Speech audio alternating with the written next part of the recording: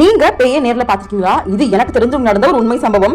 20 வீடுகள் இருந்த ஒரு தெரு இருக்கு. ஒரு நாள் அந்த ஸ்ட்ரீட்டோட முதல் வீட்டுல இருந்தவங்க 30 வயதான பெண் திடீர்னு இறந்து போயிறாங்க. அந்த நாளுக்கு பிறகு இரவு ஆண்டும் யாருமே வெளியில வரவே இல்லை. ஆனா ஒரு நாள் ராத்திரி 2 மணி இருக்கும். கிஷோர் அவன் கேர்ள் ஃப்ரெண்ட் கூட பேசிக்கிட்டே வீட்டை விட்டு வெளியே வரான். அப்போ அந்த ஸ்ட்ரீட்டோட நடுவுல ஒரு பிளாக் சாரி கட்டிக்கிட்டு முகம் முழுக்க மூடி ஒரு பெண் உருவம் நிக்குது. அது அசையவே இல்ல. கிஷோரை பார்த்துக்கிட்டே இருக்கு. கிஷோர் நடுங்கி போய் வீட்டுக்குள்ள ஓடி கதவை பூட்டிக்கிட்டான்.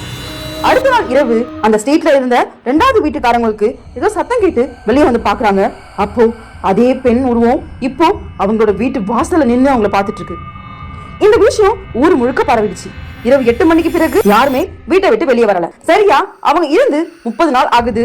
அன்னைக்கு நைட் அந்த தெருவுல இருந்த இன்னொரு பெண் திடீர்னு அந்த பேய் மாதிரி நடுரோட்ல நின்றுட்டு இருக்கா. அதே கருப்பு சாரி கட்டிக்கிட்டு தலை குனிஞ்சி சிரிக்க ஆரம்பிச்சிருக்கா. எல்லாருக்கிட்டையும் சொல்றா, உங்களை பாக்குறதுக்காக தான் நான் இப்போ வந்திருக்கேன்னு. எல்லாரும் ஷாக் ஆகி நிக்கிறாங்க.